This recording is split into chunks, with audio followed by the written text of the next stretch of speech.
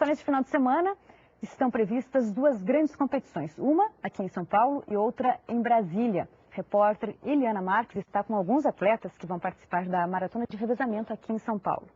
Eliana, bom dia para você. Primeiramente, a prática de esporte, todo mundo sabe, é bom para o corpo, é bom para a saúde, mas tem que ter alguns cuidados, né? Principalmente para quem não é profissional, né? Bom dia.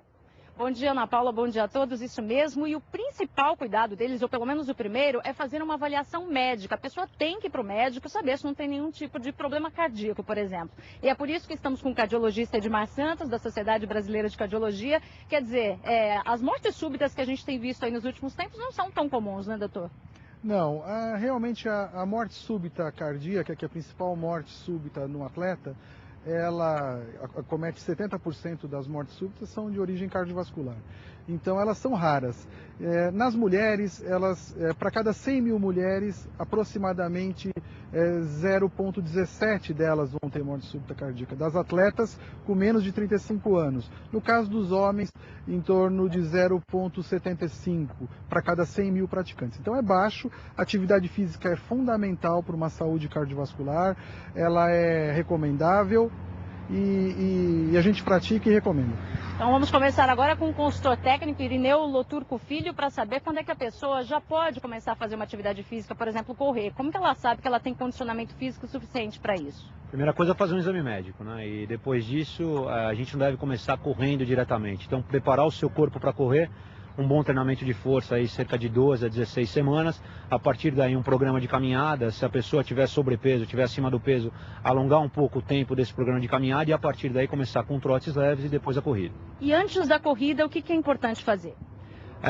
No dia da corrida exatamente, preparar o corpo para correr com exercícios iguais aos da corrida, né? A gente chama de aquecimento dinâmico. Então, exercícios que simulem a prática da corrida. Isso é imprescindível. Depois disso, para quem já está acostumado, um bom alongamento, onde não se exagere nas amplitudes de movimento. A gente separou aqui dois exercícios para vocês. O alongamento, primeiro feito da maneira errada, né? Onde o sujeito alonga demasiadamente a perna.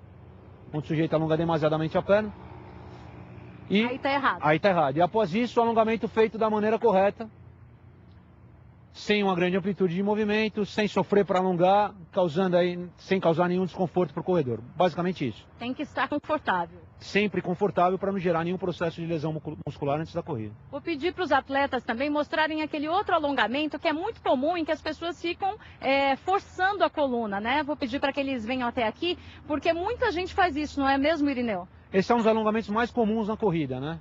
As pessoas fazem, a gente chama alongamento, aproximar aí o calcanhar dos glúteos, alongando demasiadamente a coxa, com a coluna mal posicionada, com a perna de trás arqueada e agora com a posição correta.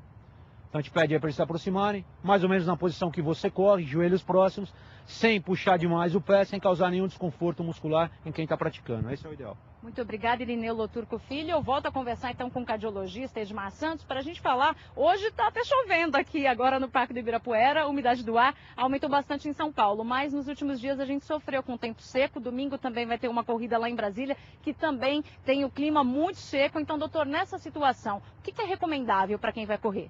Bom, o recomendável é uma hidratação, né? Hidratação, quer seja ela com água, com soro fisiológico, para impedir com que as mucosas elas fiquem muito ressecadas, o que vai promover, claro, o sangramento nasal, a mucosa oral, a língua e tudo mais fica seco, o olho vai ficar seco, pode favorecer o ambiente de conjuntivite e outras infecções respiratórias.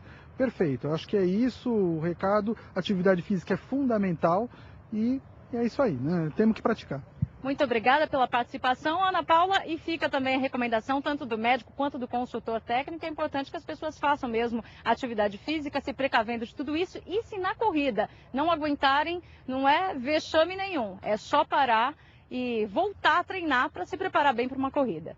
Foram ótimas as dicas, Eliana, muito obrigada.